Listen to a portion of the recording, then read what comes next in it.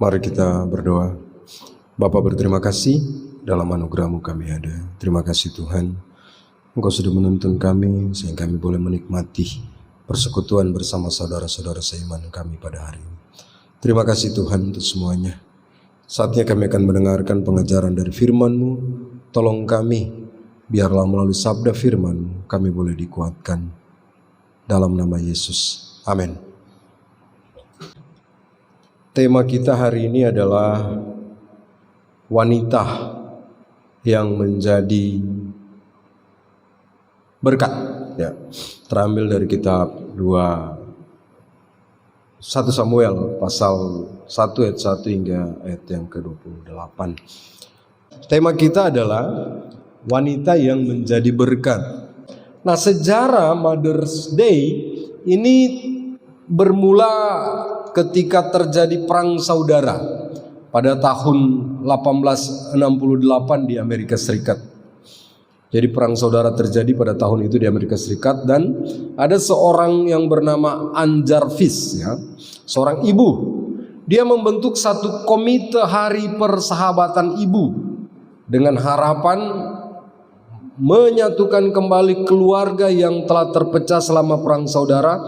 Dan Anne Jarvis ini dia ingin menjadikan peringatan tahunan untuk para ibu.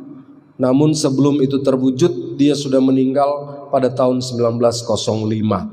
Jadi Bapak Saudara, ketika terjadi perang saudara, Anne Jarvis yang berada di satu daerah, dia diminta untuk mengobati salah satu pasukan. Tapi dia nggak mau. Dia bilang apa? Kalau mau dia akan mengobati dua belah pihak yang berlawanan. Dia bersedia untuk mengobati mereka.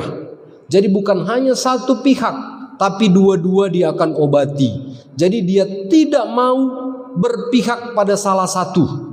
Kenapa? Karena mereka adalah saudara. Hanya karena terjadi peperangan sehingga mereka berselisih. Nah, ketika itulah Anne Jarvis dia mengobati pokoknya dari pihak lawan atau siapa saja dari pihak A, pihak B yang berperang pada waktu itu, siapa saja prajurit yang luka yang butuh perawatan, mereka bersedia untuk merawat. Itu luar biasa. Sehingga ketika akhir-akhir dari peperangan tersebut, Anne Jarvis dia mengumpulkan para ibu-ibu untuk apa? Untuk mengenang peristiwa peperangan. Bapak Saudara, ketika terjadi peperangan, yang paling menderita siapa? Bapak-bapak atau ibu-ibu atau anak-anak? Semua, ya. Semua. Tapi terkadang jujur, yang paling menderita itu adalah ibu-ibu. Kenapa? Karena ketika perang terjadi, yang diutus pergi berperang siapa? Suami dan anak-anak lelaki mereka. Jadi ibu-ibu tinggal di rumah. Mereka tinggal ngapain? Berdoa, menunggu dengan harapan yang tidak pasti. Apakah suami mereka akan kembali? Apakah anak-anak mereka akan kembali lagi dari medan peperangan? Nah, inilah perasaan yang dirasakan oleh Anne Jarvis. Sehingga dia kumpulkan ibu-ibu dari kedua belah pihak yang pada waktu itu berperang. Mereka berkumpul bersama-sama. Mereka kemudian mengenang bagaimana peperangan yang terjadi berlarut-larut beberapa tahun yang lampau. Dan mereka bernyanyi. Nah, disitulah terjadi rekonsiliasi. Dan dari situlah Anne Jarvis rindu agar supaya ada peringatan untuk Hari Ibu secara khusus. Tetapi sayangnya Anne Jarvis tidak bisa mewujudkannya. Tetapi anaknya yang bernama Anne Jarvis, anak yang ke-9 dari Anne Jarvis tadi, mereka ada 11 bersaudara. Dialah yang kemudian mewujudkan Anne Maria Jarvis yang mencetuskan ide tersebut, yang kemudian diwujudkan oleh anaknya Anna Jarvis. Bapak Saudara, ibu adalah orang yang sangat hebat ya. Saya pernah baca di satu artikel, satu tulisan, di situ dibilang begini: 10 orang anak belum tentu bisa merawat seorang ibu, tapi seorang ibu sanggup merawat 10 orang anak. Apa artinya? Jasa seorang ibu itu sungguh luar biasa. Ada satu cerita lagi tentang suami dan istri. Mereka sering, terkhususnya sang suami, dia selalu meremehkan pekerjaan seorang wanita. Perempuan itu enak katanya, karena suami ini orang kantoran. Pergi pagi, dia pulang malam. Pergi pagi, kerja, duduk di kantor, bikin dan ini, itu dan itu, untuk menafkahi keluarga. Malam hari dia pulang. Dia lihat istrinya kok enak ya, sehingga dia bilang, sering bertengkar mereka. Dia bilang lebih enak jadi istri daripada suami. Istri cuman kerja di rumah, bangun pagi, masak, itu enak aja katanya. Sehingga dalam doanya dia minta supaya ganti posisi. Suami jadi istri, istri jadi suami. Entah mengapa Tuhan kabulkan. Wah, Tuhan kabulkan. Sang suami jadi istri, sang istri jadi suami. Ganti peran. Jadi bangun pagi, sang istri yang sudah jadi suami bangun, kemudian siap-siap ke kantor. Sang suami yang jadi istri, apa yang dia lakukan? Bangun pagi, siapkan sarapan untuk suaminya dan anak-anak yang akan pergi sekolah. Setelah itu setelah sarapan apa? Setelah sarapan dia bereskan lagi, suaminya pergi ke kantor, anak-anaknya ke sekolah, istri bereskan. Suami yang jadi istri tadi mulai bereskan bekas makanan mereka. Setelah itu apa? Dia mulai rapikan tempat tidur, rapikan rumah, mulai bersih-bersih ya. Setelah itu apa? Mulai lagi dia cuci pakaian kotor, ya, rendam dan lain-lain. Tiba-tiba dia lihat sudah mau siang. Apalagi? Dia mulai siapkan lagi untuk makan siang ya, buat makan siang, jemput anak gitu. Setelah jadi makan siang, anak-anak jemput anak-anak pulang, mereka makan, dia lagi bereskan lagi apa? Bekas makanan mereka tadi cuci. Setelah itu mulai lagi beres-beres, nggak terasa sore pas dia mau tidur udah karena kelelahan terbangun lagi dia. Kenapa? Harus beres-bereskan lagi untuk persiapkan malam hari. Ya, barang pakaian yang dicuci harus diangkat gitu. Menanti lagi, menanti suaminya pulang. Sambil menunggu suaminya pulang, dia harus nyetrika pakaian untuk persiapan besok. Begitu terus. Akhirnya sang suami ini kecapean dan dia bilang, aduh saya nggak tahan untuk menjadi seorang istri. Karena sampai malam dia masih terus bekerja dan bekerja membereskan seisi rumahnya. 1 minggu berselang dia tidak sanggup. Apalagi sudah mau sebulan 2 bulan, dia sangat tidak sanggup. Kemudian dia berdoa, Tuhan saya minta ampun. Ternyata lebih senang saya seorang suami, cuman pergi kantor kerja pulang selesai, bisa tidur nyenyak. Kalau sebagai istri bangun pagi, malam tidur rasanya nggak nyenyak. Kenapa? Karena besok harus lagi mempersiapkan keperluan suami dan anak-anak. Sepanjang hari bekerja saya nggak sanggup. Jadi Tuhan tolong agar supaya saya kembali jadi suami lagi. Baru Tuhan bilang apa? Boleh, tapi kamu harus menunggu 9 bulan lagi. Loh kenapa? Karena engkau sedang mengandung. Waduh, lebih berat lagi penderitaannya. Harus mengandung selama 9 bulan. Bapak saudara, wanita memiliki peran besar dalam kehidupan kita. Kita ada tidak luput dari peran seorang ibu. Tapi sangat disayangkan kalau kita lihat dalam kehidupan keluarga, yang paling disegani anak-anak siapa? Ibu atau bapak? Bapak. Mama gimana? Kalau papa suruh mau hitung 1, 2, 3, belum sampai 2 udah lompat dia gerak. Kalau mama gimana? Mau sampai 10 mama ngomong masih tetap saja dia bandel gitu. Lupa betapa air susu ibu tak tergantikan. Bapak Saudara, mengenang hari ibu, mari kita ingat orang tua kita, ibu kita yang telah mengandung, melahirkan dan membesarkan kita. Apa yang sudah kita berikan untuk mereka? Apa yang sudah kita berikan untuk ibu kita? Mungkin kita nggak bisa memberikan harta benda kepada mereka, tetapi kita bisa memberi perhatian, kepedulian kepada mereka. Dengan cara apa? Tanya kabarnya, doakan ibu kita. Maka ada lagu kan? Di doa ibuku, namaku disebut. Di doa ibuku dengar, ada namaku disebut.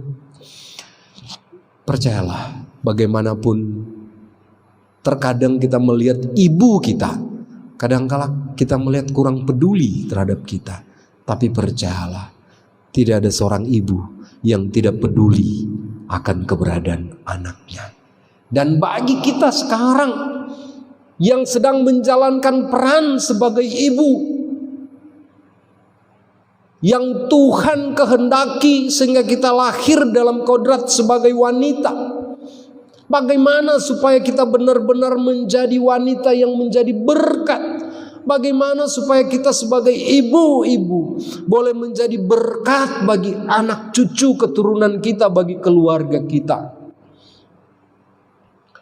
Meneladani Hana di dalam pembacaan kita tadi dalam kitab 1 Samuel, paling tidak ada 3 bagian yang bisa kita teladani sehingga kita sebagai ibu-ibu boleh menjadi berkat. Yang pertama, hendaklah engkau setia terhadap pasangan hidupmu. Hana, dia sangat setia terhadap pasangan hidupnya. Diceritakan di ayat 1 hingga ayat yang ke-8, Elkana suaminya itu memiliki 2 istri, Hana dan Penina. Hana ini istri pertamanya. Kemudian Elkana dia mengambil lagi seorang istri yang bernama Penina. Dan Penina ini selalu kemudian mengolok-olok Hana. Kenapa? Karena ternyata Hana seorang perempuan yang mandul. Bapak Saudara, zaman kerajaan Israel, dalam adat istiadat orang Yahudi, ketika seseorang mandul, itu berarti orang tersebut sedang menjalani satu hukuman dari Tuhan. Itu merupakan aib ketika seorang perempuan itu mandul, Bapak Saudara. Hana sama, makanya dia selalu diolok-olok oleh Penina.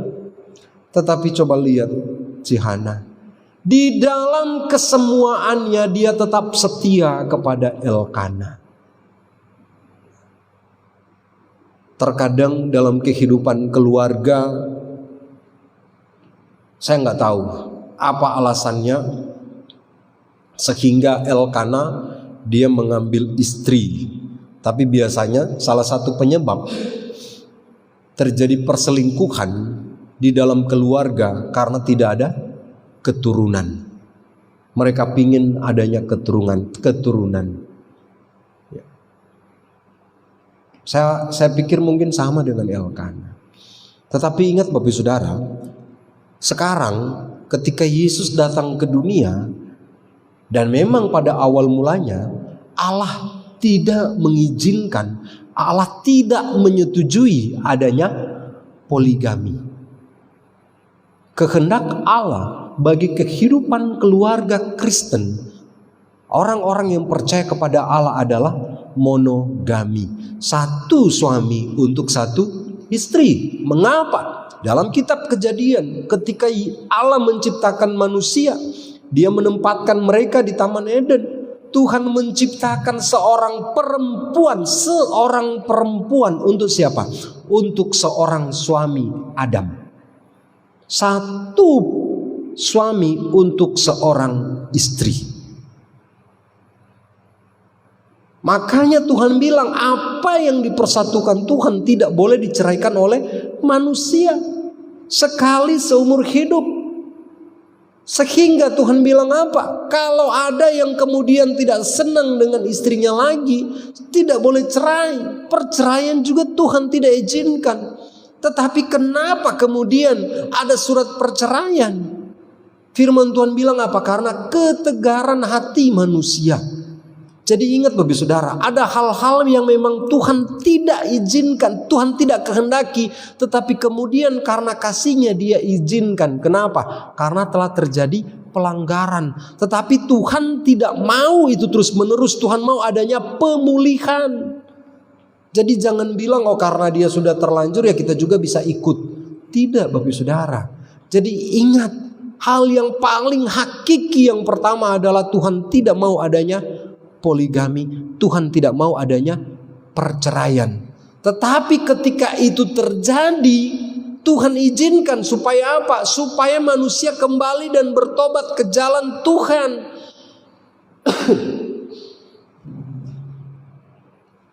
Hana, dia tetap setia terhadap pasangannya. Bagaimanapun situasi suaminya, dia tetap setia terhadapnya.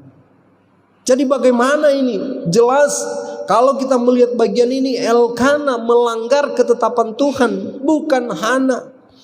Makanya Bapak Saudara, terkadang dalam kehidupan keluarga, wanita itu seringkali menjadi apa? Korban.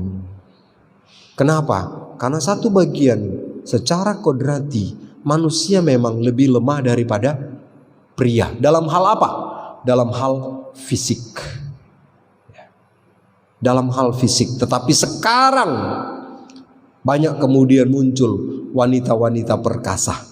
Tetapi bagaimanapun kita tidak bisa memungkiri, tetap secara kodrati persentasi lelaki masih lebih kuat daripada wanita. Walaupun ada wanita-wanita yang saya bilang tadi kuat perkasa. Ya. Jadi yang pertama Bapak Saudara, tetap setia terhadap pasangan kita. Kalaupun pasangan kita selingkuh gimana, tetap setia. Biarlah Tuhan yang menuntut balas. Itu kebenaran firman Tuhan, bukan kita. Walaupun sakit, makanya bagi anak-anak muda, sebelum engkau menikah, perhatikan baik-baik bagian ini. Ketika engkau bersedia menikah, sampai diberkati di dalam gereja, sebelum engkau mengucapkan ikrar janji pernikahan, maka engkau masih boleh memilih untuk tidak menikah dengan orang tersebut. Tetapi ketika engkau berani maju ke depan altar gereja dan bersedia mengucapkan janji nikah, maka engkau terikat seumur hidupmu terhadap janji yang kau ucapkan di hadapan Tuhan, di hadapan jemaat Tuhan. Apa janji nikah? Bersedia menerima dia, suka dan duka, sehat dan sakit, betul? Dalam keadaan apapun, sampai maut memisahkan. Itu janji di hadapan siapa? Di hadapan Tuhan dan di hadapan jemaat Tuhan sebagai saksi. Sehingga ketika terjadi persoalan dalam kehidupan rumah tangga, suami melakukan hal yang tidak baik, ingat, itu sudah termasuk di dalam sumpah janji yang engkau sampaikan di hadapan Tuhan. bahwa aku menerima dia dalam keadaan suka dan duka, kuat dan lemah, sakit atau sehat.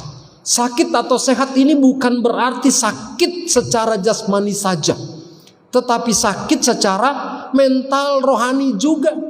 Ketika suamimu lemah, jatuh di dalam dosa apapun itu, maka engkau tetap harus bersedia. Itu yang tercakup di dalam sumpah janjimu di hadapan Tuhan. Makanya dikunci dengan apa? Sampai maut memisahkan. Tidak ada tetapi. Makanya apapun alasannya Bapak Saudara, firman Tuhan jelas melarang perceraian. Makanya saya katakan, sebelum engkau maju ke depan gereja, ke altar kudus, sebelum engkau mengucapkan janji nikah, ingat baik-baik konsekuensinya. Karena pernikahan Kristen sekali untuk selamanya. Terus bagaimana gereja-gereja sekarang? Ada beberapa gereja yang mengizinkan cerai, kawin lagi. Firman Tuhan berkata apa? Ketika engkau menceraikan pasanganmu dan pasanganmu ataupun engkau menikah lagi, maka engkau hidup di dalam perjinahan. Jadi selama pasangannya masih hidup, orang yang menikah kembali, firman Tuhan bilang, dia hidup di dalam perjinahan. Dia hidup di dalam dosa.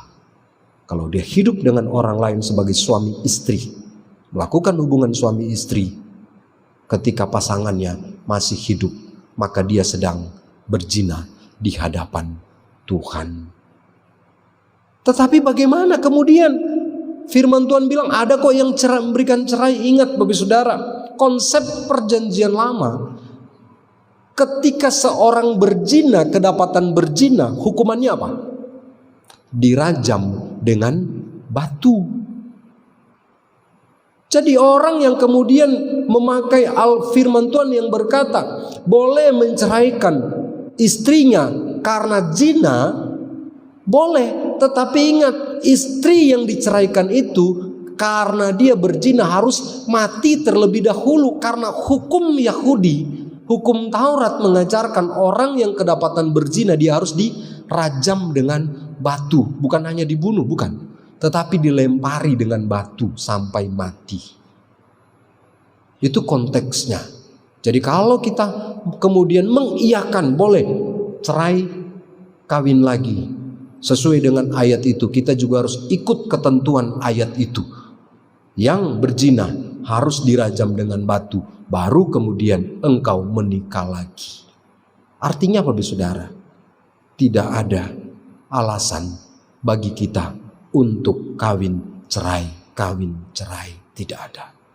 Maka sangat disayangkan, apapun alasannya Bapak Saudara, dalil-dalil yang kita gunakan untuk membenarkan bagian ini, ingat firman Tuhan berkata, siapa yang menceraikan istrinya dan menikah lagi, maka dia hidup di dalam perzinahan. Makanya sekali lagi ingat, sebelum engkau menikah, sebelum engkau mengucapkan ucapan janji nikah itu, pikir baik-baik, benar enggak? Engkau akan bersedia untuk tetap menerima dia apa adanya. Kalau dia sakit jasmani, dia lumpuh, stroke, tidak bisa membiayai engkau, gimana? Apakah engkau tetap akan bersedia bersama dengan dia?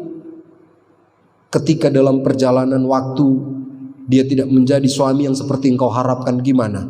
Hal yang buruk harus kita pikirkan. Tapi biasanya anak muda kalau sudah jatuh cinta, apapun nasihat kita itu enggak peduli. Pokoknya maju saja terus. Ya Pak, tetap ya. Saya bersedia, sudah jatuh cinta, maju aja terus. Wah, ini keliru Bapak Saudara. Ya, makanya orang bilang makan tuh cinta. Ya, karena terkadang logika kita menjadi buta karena yang namanya cinta. hati-hati jatuh cinta ya. Karena tidak seenak semudah jatuh dari motor. Itu kata orang ya. Jatuh dari motor enak, bisa dibalut, lukanya ada bekas sedikit tapi bisa mungkin dipoles, ditutupi. Tapi kalau jatuh cinta baru jatuh sakit, waduh, itu di dalam itu hanya dia dan Tuhan yang tahu. Setia terhadap pasangannya. Yang kedua, apa keteladanan Hana menjadi berkat? Melibatkan Tuhan di dalam pergumulannya. Apa pergumulan yang sedang dihadapi oleh Hana? Dia diolok-olok oleh madunya, oleh Penina. Dia diduakan, dia tidak punya anak. Dia datang kepada Tuhan. Setiap tahun Elkana datang membawa mereka ke Silo, ke rumah Tuhan untuk berdoa. Dan Hana, dia berdoa kepada Tuhan sampai menangis. Bahkan Imam Eli yang bertugas sebagai imam di bait suci pada waktu itu melihat Hana seperti seorang perempuan yang mabuk. Saking beratnya pergumulan Hana, dia berdoa di hadapan Tuhan lama berjam-jam, komat kamit mulutnya sambil nangis, nggak tahu karena begitu pedihnya, perihnya tanggungan pergumulan yang dia hadapi. Sampai-sampai Eli menganggap dia sebagai perempuan yang tidak benar, mabuk. Bapak saudara, apa yang kita lakukan ketika kita menghadapi tantangan pergumulan? Teladanilah Hana, datang kepada Tuhan, curahkan pergumulanmu kepada Tuhan, bawa kepada Tuhan, bawa kepada Tuhan. Ada sebuah kisah yang saya pernah dengar terjadi di luar negeri. Seorang perempuan Kristen yang menikah dengan seorang suami Kristen tetapi tidak takut Tuhan, sehingga dia di rumah mengalami kekerasan, KDRT, kekerasan dalam rumah tangga. Pokoknya nggak enak. Suaminya kalau pulang pasti dalam keadaan mabuk. Tapi istrinya adalah seorang yang cinta Tuhan. Suatu hari ketika suaminya pulang, dia dapati istrinya nggak ada di rumah. Dia tunggu. Ketika istrinya pulang, dia langsung hajar. Istrinya dari mana? Dari persekutuan. Oh, suaminya itu marah benar. Dihajarnya. Baru kemudian dikunci pintu dari dalam. Jadi istrinya berada di luar rumah sepanjang malam. Padahal pada waktu itu sedang musim salju. Istrinya kedinginan di luar sampai mau beku rasanya. Suaminya bangun pagi, dia dapati istrinya sudah mau beku di luar. Suaminya ketika dia keluar, dia lihat istrinya langsung lihat suaminya. Dia langsung masuk rumah, dia bilang, suamiku, apa yang bisa kulakukan untukmu? Dia masih terus mau melayani suaminya, membuatkan minuman untuk suaminya. Itu terus dilakukan oleh sang istri. Walaupun dia ditindas, dia tetap menyerahkan semuanya kepada Tuhan dan dia melakukan bagiannya. Akibatnya Bapak Saudara, tak berselang lama, entah apa yang terjadi, suaminya bertobat, percaya kepada Tuhan. Bapak Saudara, terkadang kita mendengar berbagai kesaksian seperti ini. Ketika kita mendengar, kita rasa luar biasa. Kita mau seperti itu. Tetapi percayalah, ketika kita masuk di dalam kondisi yang sama seperti orang yang kita dengarkan kesaksian yang berhasil, itu tidak semudah itu. Ketika seseorang menghadapi persoalan pergumulan itu pasti berat. Tidak sama seperti apa yang kita dengarkan, tidak sama seperti apa yang kita lihat. Berbeda ketika kita mengalaminya secara langsung. Untuk itu persiapkan diri kita sendiri. Sehingga ketika hal tersebut terjadi dalam hidup kita, maka kita juga boleh menjadi kesaksian bagi orang lain. Bukan kita saja yang kemudian melihat orang lain dan menjadikan mereka teladan, tetapi kita juga bisa menjadi teladan bagi orang lain. Amin. Itu bisa terjadi ketika kita tetap melibatkan Tuhan di dalam kehidupan kita. Tanpa melibatkan Tuhan, percayalah, kita tidak akan menjadi kesaksian bagi orang lain. Ketika kita menghadapi pergumulan, kita akan jatuh dan jatuh, saudara. Libatkan Tuhan di dalam pergumulan. Kita lihat banyak sekali peristiwa-peristiwa yang terjadi di sekitar kita. Ya, berapa hari lalu saya baca di media sosial, ada seorang tokoh artis, ya, salah satu artis Indonesia yang terkenal, ya. Akhirnya mereka memutuskan untuk cerai. Artis Kristen, gitu. Dulu dia terlibat dengan pelayanan. Ya, dia ceritalah kesaksian ini dan itu dan segala macam. Tapi kemudian dia nggak tahan lagi. Bapak saudara, sekali lagi banyak hal yang kemudian ketika kita lihat, kita dengar, sepertinya itu gampang. Tetapi ketika kita alami, percayalah, tidak semudah segampang dengan apa yang kita lihat dan kita dengar. Untuk itu yang perlu kita lakukan hanya ini. Libatkan Tuhan di dalam pergumulan kita. Apa yang kita hadapi? Libatkan Tuhan. Kenapa kita harus melibatkan Tuhan? Karena hanya Tuhan yang tahu apa sebenarnya yang kita butuhkan dalam kehidupan kita. Hanya Tuhan yang tahu yang sebenarnya akar persoalan dalam kehidupan kita. Hanya Tuhan yang tahu. Orang lain tahu paling ya hanya dasar-dasarnya saja. Apapun yang kita sampaikan, orang lain mungkin bisa memberikan kita pertolongan, memberikan kita nasihat, penghiburan. Tetapi percayalah, pertolongan kita yang sesungguhnya datangnya dari siapa? Dari Allah. Jadi libatkan Tuhan. Siapapun kita, libatkan Tuhan. Ya, jangan malu datang kepada Tuhan. Kadangkala kita kalau dalam gereja ataupun dalam situasi khusus, dalam keadaan sedih, kita jaga image. Jangan sampai orang ketahuan, orang tahu kalau kita sedang dalam masalah. Jangan sampai orang tahu bahwa kita sedang mengalami satu persoalan. Kita memoles hidup kita sebaik-baiknya. Akibatnya apa? Sangat disayangkan. Beberapa waktu yang lalu, kalau nggak salah tanggal 28 April 2023, saya membaca surat kabar online. Seorang pendeta, seorang ibu pendeta, dia mati, bunuh diri, gantung diri, didapat oleh anaknya gantung diri di pastori gereja. Wow, itu tidak mudah Bapak Saudara, menjadi pukulan bagi kita sebagai pengerja-pengerja Tuhan. Ya. Pendeta pun tidak luput dari persoalan. Pendeta butuh Tuhan. Bukan hanya mengajar tentang Tuhan, tapi pendeta perlu Tuhan. Pendeta mengalami pergumulan. Kita semua umat Tuhan ada pergumulan yang kita hadapi, dan kita butuh Tuhan di dalam segala pergumulan yang sedang kita hadapi, Bapak Saudara.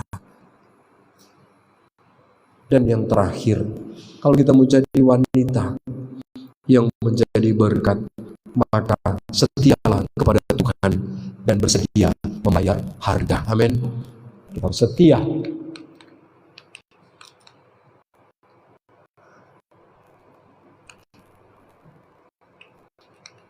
Klik aja dulu. Setia kepada Tuhan dan bersedia membayar harga. Ayat 19 hingga yang ke-8. Apa kata Hana? Hana berkata, Tuhan, apabila Engkau memberikan aku seorang anak, maka aku akan mempersembahkannya sebagai persembahan untuk Tuhan. Biarlah dia menjadi hamba Tuhan seumur hidupnya. Ini luar biasa. Hana gak punya anak. Dia bilang, Tuhan kasih saya anak. Dan kalau Tuhan kasih saya anak, anak ini saya akan persembahkan untuk Tuhan. Dan itu terjadi. Ketika dia dapat anak, dia mengandung. Dia dapat anak, dia ingat nasarnya. Dan dia bawa anak itu kepada Tuhan. Bapak Ibu Saudara, berat enggak? Anak satu-satunya yang kita peroleh dalam pergumulan yang berat dengan Tuhan karena kita mandul. Dan kita tidak tahu apakah kita akan dapat anak lagi. tapi kita kemudian serahkan kepada Tuhan. Berat nggak? Oh, sangat berat. Sangat berat. Banyak orang yang meminta sesuatu kepada Tuhan dalam pergumulannya. Ketika dia tidak punya sesuatu, dia bilang, Tuhan kasih saya ini. Kalau Tuhan kasih, maka saya akan berikan ini untuk Tuhan. Sambil nangis-nangis berdoa. Biasanya begitu, betul ya? Tetapi ketika Tuhan jawab doanya, Tuhan kasih ini yang engkau minta, apa yang dia lakukan? Yang kau janjikan untuk beri sama Tuhan gimana? Tuhan, tunggu Tuhan. Saya masih ingin nikmati dulu ini Tuhan. Betul ya? Banyak orang demikian. Tuhan kasih saya berkat. Kalau saya diberkati Tuhan, maka saya akan memberikan sekian untuk Tuhan. Tuhan berkati dia. Setelah itu dia mulai hitung-hitung. Wih, saya tadi janji Tuhan kasih sama Tuhan sekian. Oh, ini terlalu besar. Oh, jangan, nantilah Tuhan. Nanti Tuhan. Nanti Tuhan. Ada orang demikian. Tentang kesehatan, saya ingat ada anggota keluarga kami, dia jatuh di kebun, lagi jaga padi yang sudah menguning karena sering diganggu burung pipit, jadi dijaga situ. Tiba-tiba kelapa yang masih muda jatuh di kepalanya. Sambil berapa minggu dia mau bulan nggak bisa tengok. Ketika dia sakit, dia berjanji sama Tuhan. Dia bilang gini, Tuhan, mungkin ini teguran Tuhan dari Tuhan untuk saya. Kalau Tuhan sembuhkan saya tidak akan merokok lagi. Nah, itu janjinya kepada Tuhan. Nggak akan merokok lagi. Dan puji Tuhan, setelah beberapa bulan dia sembuh. Dan memang selama dia sakit, dia nggak merokok.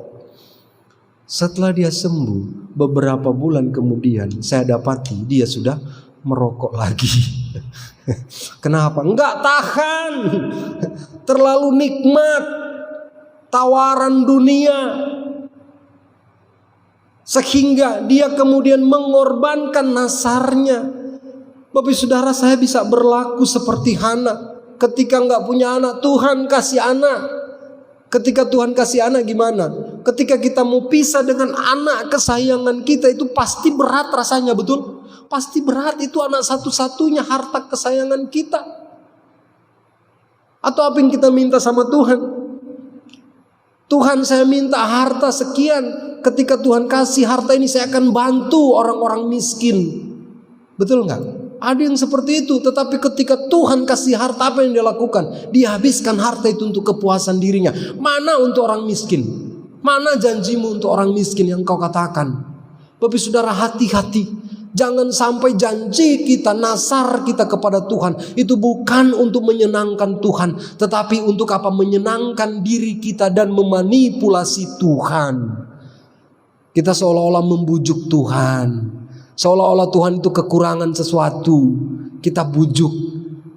Dan sayangnya Tuhan sering terbujuk, gitu kan? Tuhan sering terbujuk. Banyak orang yang melakukan nasar demikian, tetapi setelah itu mereka nggak tepati. Dan banyak orang yang contoh-contohi terus. Oh, dia sudah bernasar kepada Tuhan, Tuhan sudah kabulkan, dia nggak tepati. Oh, ternyata bisa. Saya juga bisa bernasar kepada Tuhan. Tuhan, kasih saya mobil. Kalau punya mobil, maka saya akan giat melayani, berkunjung, menjemput orang-orang untuk datang beribadah. Gitu ya. Setelah dapat mobil, apa yang dilakukan? Melancong dia ke sana kemari. Melancong dia ke sana kemari. Apalagi? Perlu uang. Jadikan mobil untuk mobil Grab. Semua orang yang naik harus bayar dulu. Kalau nggak bayar nggak boleh. Untuk kepuasan dirinya sendiri. Bapak saudara, hati-hati. Teladani Hana. Apa yang kau janjikan kepada Tuhan, beri kepada Tuhan. Kenapa? Karena itu bukan milikmu. Milik siapa itu? Milik Tuhan. Samuel yang lahir sebagai jawaban Tuhan atas doa Hana, siapa yang beri? Tuhan yang berikan kepada Hana. Maka ketika Hana memberikan itu kepada Tuhan, Artinya apa? Dia hanya apa? Mengembalikan haknya Tuhan. Itu memang punya Tuhan. Maka coba lihat Ayub. Ketika harta benda habis, lenyap, anak-anaknya pun meninggal, dia nggak kecewa dengan Tuhan. Dia bilang apa kepada Tuhan? Tuhan yang memberi, Tuhan yang mengambil. Terpujilah Tuhan. Semuanya adalah milik Tuhan. Abraham ketika Tuhan minta persembahkan Ishak, dia datang bawa Ishak. Kenapa? Karena dia tahu Ishak ini milik siapa? Milik Tuhan. Dia hanya mengembalikan miliknya Tuhan. Bapak saudara, apa yang Tuhan berikan kepada kita, yang saat ini kita sudah berjanji mau berikan untuk Tuhan, kembalikan itu kepada Tuhan. Kalau engkau enggak kembalikan, berarti engkau sedang merampok Tuhan. Engkau sedang merampas haknya Tuhan. Ingat apa yang kita pernah nasarkan kepada Tuhan. Mari kembalikan itu kepada Tuhan. Maka karena Tuhan senang dengan orang yang setia dan tepat janji. Hana, dia setia kepada Tuhan. Dia bersedia bayar harga. Dia siap bayar harga. Bapak saudara, banyak hal yang saya percaya Tuhan mau bicara kepada kita secara pribadi. Apa yang sedang Tuhan kerjakan dalam hidup kita saat-saat ini? Apa yang pernah kita janjikan kepada Tuhan? Mari beri itu kepada Tuhan. Beri itu kepada Tuhan. Karena sudah terlalu banyak hal yang Tuhan berikan kepada kita. Sudah terlalu banyak. Kalau kita menjadi wanita-wanita yang menjadi berkat, menjadi orang-orang yang menjadi berkat, mari teladanilah Hana. Setia dengan pasangan hidup kita. Libatkan Tuhan di dalam pergumulan yang sedang kita hadapi. Dan setialah kepada Tuhan dan tetap bersedia membayar harga yang Tuhan berikan kepada kita. Jangan lupa Tuhan. Jangan lupa Tuhan. Apapun situasi hidupmu saat sekarang, tetap ingat akan Tuhan. Kita berdoa. Bapa, kami berterima kasih. Dalam anugerah-Mu kami ada. Terima kasih Tuhan. Kami bersyukur boleh mendengarkan sabda firman. Meneladani Hana yang tetap setia kepada pasangannya dalam segala situasi yang sedang dihadapi Tuhan. Tuhan tolong kalau ada keluarga-keluarga yang sedang menghadapi tantangan dalam kehidupan rumah tangga mereka. Tuhan tolong kuatkan mereka dalam nama Tuhan Yesus. Tuhan kasihani. Ada keluarga-keluarga yang sedang diterpa badai kehidupan, pergumulan rumah tangga. Tuhan tolong teguhkan panggilan mereka, komitmen mereka yang telah mereka sampaikan di hadapan Tuhan. Tuhan tolong. Demikian juga Tuhan, hamba berdoa. Biarlah komitmen kami terus dibaharui dalam Tuhan. Kalau ada nasar-nasar yang pernah kami ucapkan di hadapan Tuhan, yang sampai saat ini belum kami tepati, Tuhan tolong kami. Beri kami kerelaan hati Tuhan. Apapun harga yang harus kami bayar, kami mau bayar komitmen itu Tuhan. Nasar yang telah kami ucapkan di hadapan Tuhan. Karena kami tahu apa yang Tuhan berikan kepada kami adalah milik Tuhan. Bahkan hidup kami ini sendiri pun adalah milik-Mu Tuhan. Terima kasih. Kami menaikkan syafaat kami di hadapan Tuhan. Terus berdoa bagi jemaat Tuhan. Tuhan tolong mereka. Dalam usaha pekerjaan mereka Tuhan kasihani. Mereka yang berada dalam berbagai tantangan kehidupan Tuhan kasihani. Mereka yang sengaja melalaikan beribadah kepada Tuhan, Tuhan ampuni. Tuhan kasihani mereka Tuhan. Terima kasih. Mereka yang sedang dalam keadaan sakit, Tuhan kiranya berikan kesembuhan. Usaha pekerjaan biarlah Tuhan berkati senantiasa. Terima kasih. Mereka yang sedang mencari pekerjaan, bukakan jalan Tuhan. Berdoa juga untuk program-program pelayanan di tempat ini. Tuhan tolong kami. Badan pengurus jemaat dan seluruh anggota, biarlah ada kerjasama bagi kami untuk menjalankan program-program yang kami tetapkan di tempat ini. Kebutuhan-kebutuhan yang kami perlukan Tuhan kiranya juga cukupkan senantiasa. Terima kasih banyak Bapa. Kami berdoa untuk orang-orang yang terhilang, suku-suku yang belum terjangkau oleh Injil. Tuhan, kirimkan para pekerja, orang-orang percaya untuk tinggal bersama dengan mereka. Pakai hidup kami orang yang sudah diselamatkan ini untuk menjadi penyampai, pemberita Injil kepada mereka yang belum percaya. Tuhan, tolong kami. Terima kasih Tuhan, berdoa untuk pemerintah bangsa dan negara kami. Kami terus serahkan ke dalam tangan Tuhan. Presiden, wakil presiden, anggota MPR, DPR, Tuhan berkati. Gubernur, wakil gubernur dan jajarannya sampai wali kota dan jajarannya, bupati sampai ke RT. Tuhan tolong. Firman-Mu berkata pemerintah merupakan wakil Allah dalam dunia ini. Untuk itu kami serahkan pemerintah bangsa negara kami ke dalam tangan Tuhan. Biarlah pemerintah bangsa dan negara kami boleh hidup dalam takut akan Tuhan. Pesta demokrasi akan dilaksanakan pada tahun 2024 nanti. Tuhan tolong, dalam masa-masa persiapan saat ini Tuhan tolong. Dijauhkanlah dari segala mara bahaya. Jauhkan dari roh perpecahan, kekacauan, jauhkan Tuhan. Kami ingin pesta demokrasi berjalan dengan baik Tuhan. Kami berdoa juga Tuhan, untuk daerah di mana kami berada saat ini, Pekanbaru, daerah Jondu Lama ini, Tuhan tolong. Biarlah kehadiran gereja tempat ini benar-benar menjadi terang, menjadi garam yang menerangi dan menggarami lingkungan di mana kami berada. Tolong kami Bapa. Terima kasih Tuhan. Ini kami berdoa dalam nama Tuhan Yesus yang telah mengajarkan kami berdoa bersama-sama. Bapa kami yang di sorga, dikuduskanlah nama-Mu. Datanglah kerajaan-Mu, jadilah kehendak-Mu di bumi seperti di surga. Berikanlah kami pada hari ini makanan kami yang secukupnya, dan ampunilah kami akan kesalahan kami, seperti kami juga mengampuni orang yang bersalah kepada kami. Dan janganlah membawa kami ke dalam pencobaan, tapi lepaskanlah kami dari yang jahat. Karena Engkau yang punya kerajaan dan kuasa dan kemuliaan sampai selama-lamanya. Amin.